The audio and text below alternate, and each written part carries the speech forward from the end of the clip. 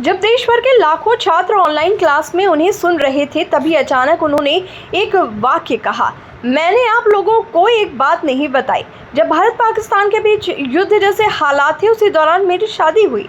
कुछ पल के लिए क्लास में सन्नाटा छा गया, फिर तालियों और सवालों की बौछार शुरू हो गई। ये कोई फिल्मी सीन नहीं, बल्कि देश के सबसे चर्चित शिक्षकों में से एक पटना के खान सर की क्लास का वो लम्हा था जिसने हर किसी को चौंका दिया। लेकिन बात सिर्फ इतनी नहीं थी कि उन्होंने शादी कर ली। असल कहानी तो उस शर्त से शुरू होती है जिसे उन्होंने इस विवाह के लिए रखा। एक ऐसी शर्त जिसने उनकी सोच, उनके मूल्य और उनके राष्ट्रीय भाव को सबके सामने रख दिया। उन्होंने तय किया कि शादी तो करेंगे, लेकिन बिना किसी समारोह के। वजह, उस समय भारत और पाकिस्तान के बीच तनाव था। सीमा पर हालात बेहद गंभीर थे।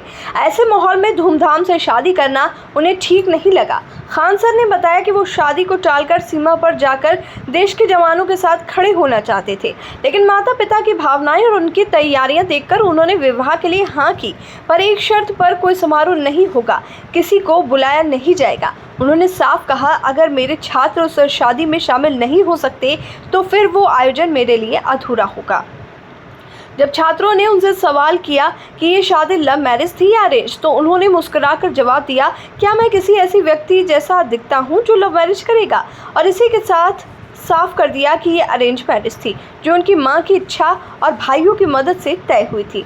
दहेज को लेकर जब सवाल हुआ तो उन्होंने पूरी दृढ़ता से कहा कि वो दहेज के खिलाफ हैं और किसी में हिम्मत नहीं कि उनसे दहेज मांग सके। उन्होंने जो उपहार स्वीकार किए वो भी प्रतीकात्मक और पारंपरिक थे।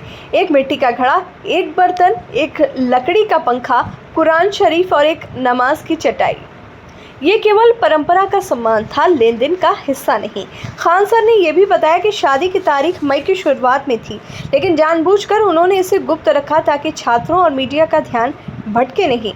अब जबकि हालात सामान्य हो चुके हैं, उन्होंने 6 जून को छात्रों के लिए दावत की घोषणा भी कर दी है और कहा है कि ये आयोजन उन्हीं के लिए होगा जो उनके असली परिवार जैसे हैं। सोशल मीडिया पर उनकी शादी की खबरें वायरल हो चुकी हैं। लोग बधाइयों के साथ ये भी जानना चाहते हैं कि उनकी दुल्हन कौन है। हालांकि खान सर ने इस बारे में चुप्पी साधी हुई है, लेकिन कुछ रिपोर्ट्स में उनकी पत्नी का नाम AS खान बताया जा रहा है।